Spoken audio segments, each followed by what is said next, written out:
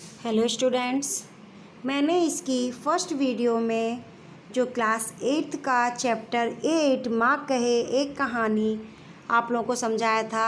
माँ कहे एक कहानी एक कविता है जिसका मैंने आप लोगों को कहानी के रूप में आप लोगों को बताया था और इस कविता का पूरा अर्थ भी समझाया था।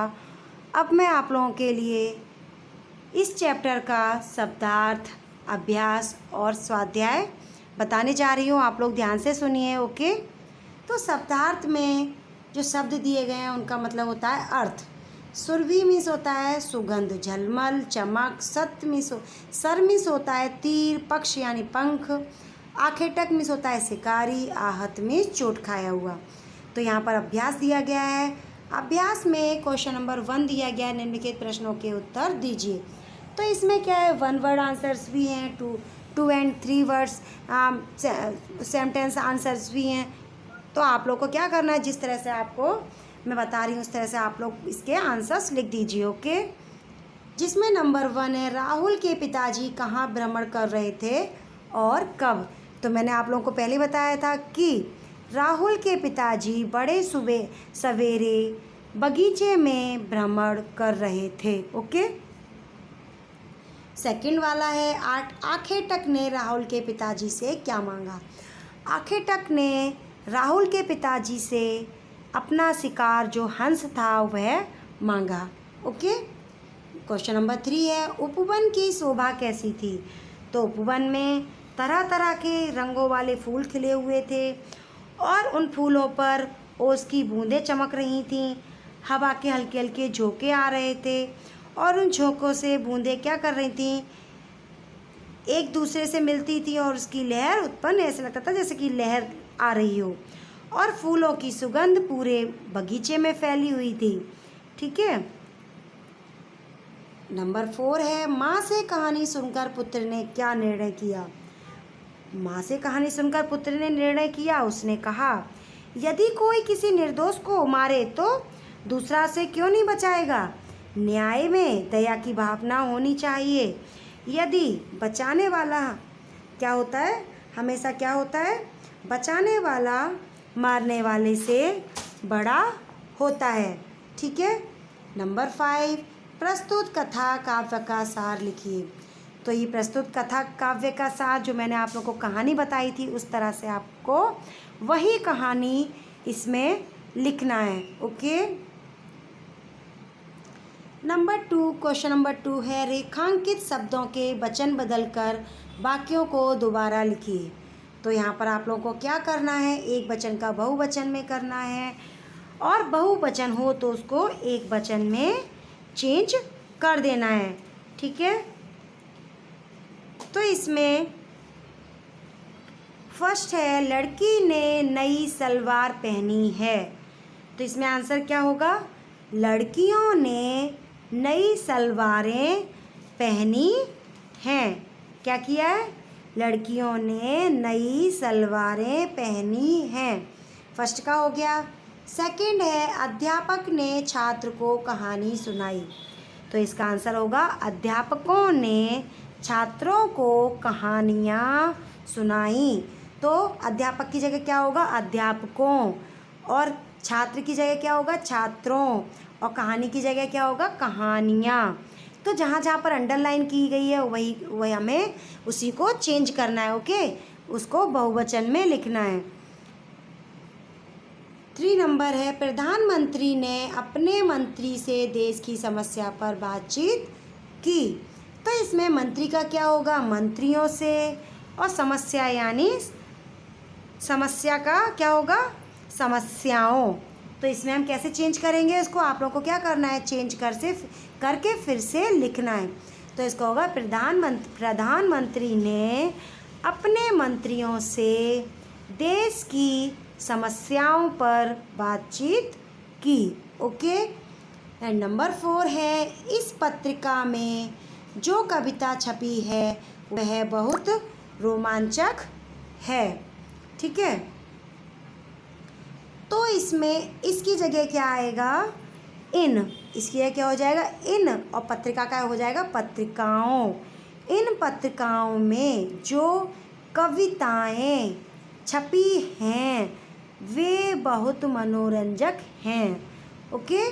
एंड नंबर 5, लू चलने के कारण लता सूख गई है।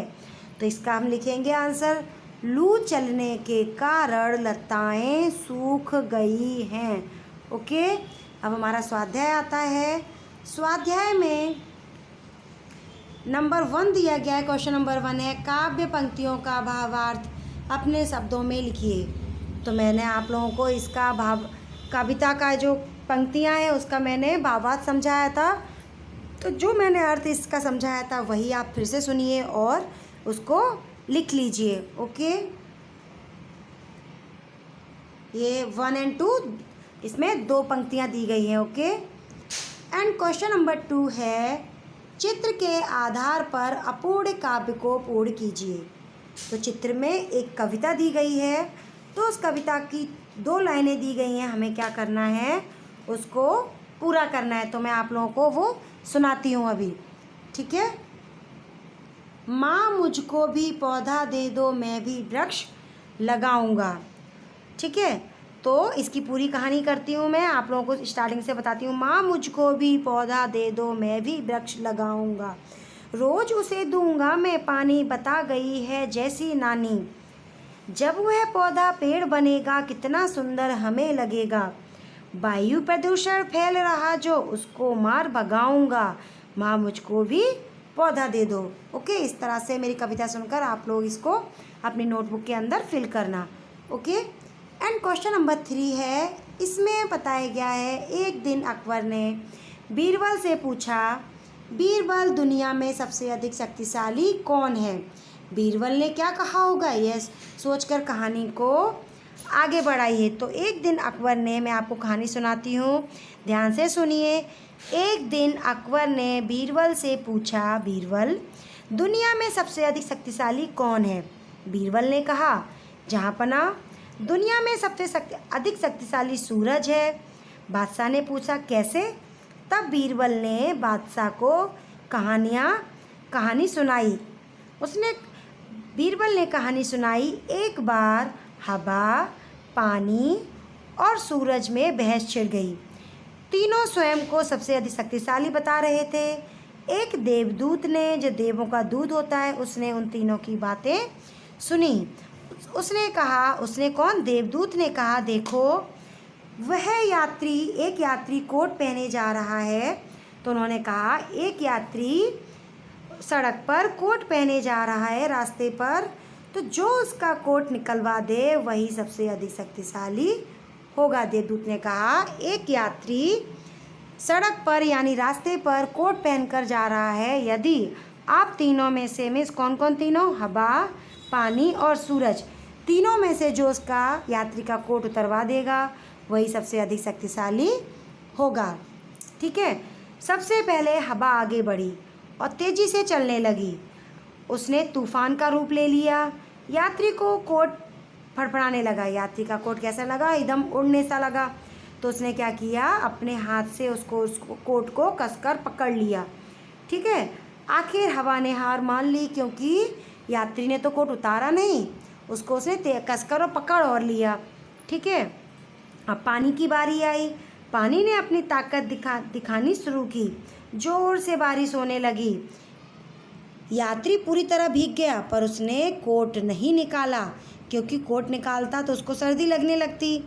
अंत में सूरज की बारी आई। सूरज ने इतनी धूप निकाली, उसने इतनी तेज़ धूप निकली सूरज से कि यात्री को गर्मी सहन नहीं हुई। और जब उसको गर्मी सहन नहीं हुई तो उसने क्या किया, उसको पसीना आने लगा और उसने अपना कोट क्या किया, कोट निकाल दिया। ठीक है। परेशान होकर उसने क्या किया, अपना कोट निकाल दिया। तो इसमें कौन हुआ सबसे अधिक शक्तिशाली, सूरज ही सबसे अधिक शक्तिशाली माना गया। तो बादशाह ने भी बीरबल को बात का समर्थन किया। बादशाह ने भी क्या किया, बादशाह ने भी कहा, हाँ ये बात ठीक है, सूरज सबसे अधिक शक्तिशाली है। ठीक है। अब क्वेश्चन नंबर 4। क्वेश्चन नंबर 4 में तो ऐसा दिया गया है, अगर पाठशाला के सामने कोई दुर्घटना हुई हो तो आप क्या करोगे। तो आप लोगों को सोचकर इसको लिखना है कि अगर आपके स्कूल के सामने कोई दुर्घटना हो गई हो तो आप क्या करोगे। ठीक है। क्वेश्चन नंबर 5, इस कविता को कहानी के रूप में लिखिए।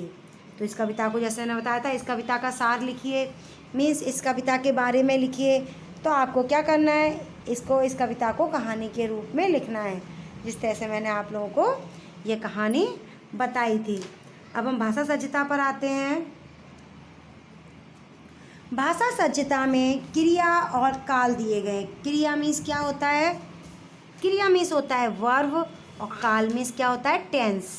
ओके, तो इसमें बताया गया है, इन वाक्यों को पढ़िए और क्रियापदों पर ध्यान दीजिए। जिसमें नंबर 1 है, मेरा प्रताप ही ऐसा है। मीन्स मेरा प्रताप ही ऐसा है, इसका मतलब क्या होगा, इसको आपको क्या करना है, केवल पढ़ना है और ध्यान देना है। ठीक है। सेकंड है, तू मेरी बुद्धि को कुंद बताकर मेरा अपमान कर रहा है। एंड नंबर 3 है, तुम्हारा बाहर आना खतरे से खाली नहीं, फिर भी तुम बाहर आ गए। ठीक है। एंड नंबर 4 है, वह खान के भीतर रहता था। नंबर 5, उनकी एक चपत से तेरी सारी शान चंपत हो जाएगी। एंड नंबर 6 है, वह रात में पढ़ाई करेगा। तो इसमें बताया गया है कि इसमें क्या क्रिया और क्रियापदों के बारे में बताया गया है। तो इसमें पहले वाक्य में, दूसरे वाक्य में क्या है, क्रियापद हैं तथा कह रहा है। ये स्पष्ट हो रहा है कि यह वर्तमान काल है। मेरा प्रताप ही ऐसा है। तू मेरी बुद्धि को कुंद बताकर मेरा अपमान कर रहा है। जो कर रहा है, ऐसा है, तो उसको क्या बोलते हैं, वर्तमान काल। तुम्हारा बाहर आना खतरे से खाली नहीं है, फिर भी तुम आ गए। तो इसमें तीसरे और चौथे में आ गए तथा रहता था, तो ये क्या होगा, इसको भूतकाल कहेंगे। ठीक है। आ गए और रहता था, जिसमें था हो और ऐसा काम हो गया, उसको क्या बोलेंगे, भूतकाल। एंड 5वें तथा 6ठे वाक्य में क्रियापद हो जाएगी, वह खाएगा, करेगा, ऐसे शब्द आते हैं, तो उसको भविष्यकाल कहते हैं। ठीक है। इस तरह क्रिया के 3 काल होते हैं, वर्तमान काल, भूतकाल और भविष्यकाल। वर्तमान काल को हम इंग्लिश में बोलते हैं प्रेजेंट टेंस, भूतकाल को बोलते हैं पास्ट टेंस, एंड भविष्यकाल को बोलते हैं फ्यूचर टेंस। ओके, तो आप लोग को क्या करना है, ये सब लर्न करना है।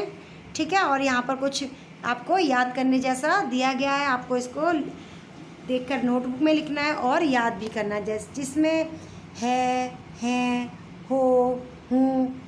ठीक है। ये सब क्या है, वर्तमान होते हैं।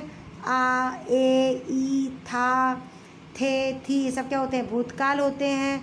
एंड गा, गे, गी को भविष्यकाल कहा जाता है। ठीक है। अब इसमें दिया गया है नेक्स्ट, निम्नलिखित वाक्यों के क्रियापदों को देखकर उनके काल पहचान कर लिखिए। तो हमें क्या करना है, इसमें हमें क्रियापद जो दिया गया है, वाक्य दिया गया, उसमें से क्रियापद को देखना है, कौन सा कार्य हो रहा है, और उसको पहचान कर हमें उसका काल यानी टेंस लिखना है। ठीक है। फर्स्ट है, रजत गा नहीं रहा था, कविता बना रहा था। तो रजत क्या कर रहा था, गा नहीं रहा था, वह तो क्या कर रहा था, कविता बना रहा था। तो इसमें रजत क्या है, क्या कर रहा था, गा रहा था। तो फर्स्ट में गा रहा था होगा, गा नहीं रहा था मीन्स भूतकाल होगा, और बना रहा था मीन्स भी भूतकाल होगा, क्योंकि इसमें था आ रहा है। ठीक है। सेकंड होगा, हाँ भैया अब मैं तेरी बात मानूंगा। तो इसमें गा आ रहा है लास्ट में, तो ये क्या होगा, भविष्यकाल होगा। ओके। एंड थर्ड वाला, मैं मौन रहकर तुम्हारी सेवा करना चाहता हूँ। तो यहाँ पर चाहता हूँ यानी वो करना चाहता है। ठीक है। तो ये होगा वर्तमान काल। और नेक्स्ट है 4 नंबर, तुम्हें देखकर मेरा हृदय शीतल होता है। ठीक है। तो जब वह देखता है तब उसका मन शीतल होता है, तो वर्तमान में होता है, प्रेजेंट में होता है। ठीक है। नेक्स्ट देखिए, इसमें दिया गया निम्नलिखित वाक्यों को पढ़कर समझिए। इसमें दिया गया है मैंने किताब खरीदी, तो उसने किताब खरीदी थी, तो ये क्या हुआ, भूतकाल हुआ। मैं किताब खरीदूँगा, वह भविष्य में जाके फ्यूचर में खरीदेगा, तो ये क्या हुआ, भविष्यकाल। एंड मैं किताब खरीद रहा हूँ, तो वह क्या कर रहा है, प्रेजेंट में, अभी वर्तमान में किताब खरीद रहा है। तो नीचे देखिए नेक्स्ट, निम्नलिखित वाक्यों को सूचना के अनुसार फिर से लिखिए। तो इसमें क्या करना है आपको, काल जो है उसको चेंज करना है, ठीक है। सामने जो दिया गया है, ये दिया गया है नंबर 1 है, मैं अहमदाबाद जा रहा हूँ। तो ये लिखा हुआ है मैं अहमदाबाद जा रहा हूँ, इसको भविष्यकाल में आपको बनाना है। तो इसका हम क्या बनाएंगे, मैं अहमदाबाद जाऊँगा, क्या करूँगा, मैं अहमदाबाद जाऊँगा। ओके, ये हो गया भविष्यकाल। सेकंड का आंसर है मेहल मुंबई गया था।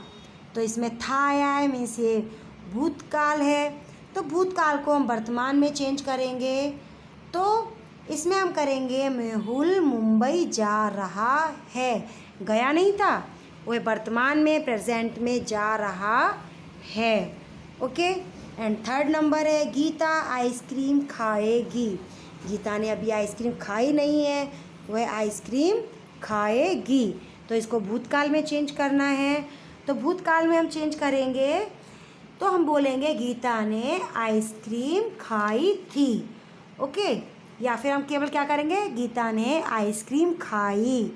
ओके, तो यहाँ पर हमारा क्या है, ये चैप्टर फिनिश होता है। तो आप लोग को क्या करना है, ये पूरा स्वाध्याय पहले आप इसको चैप्टर को रीड करेंगे, जो मैंने आपको समझाया है उसको ध्यान से सुनेंगे।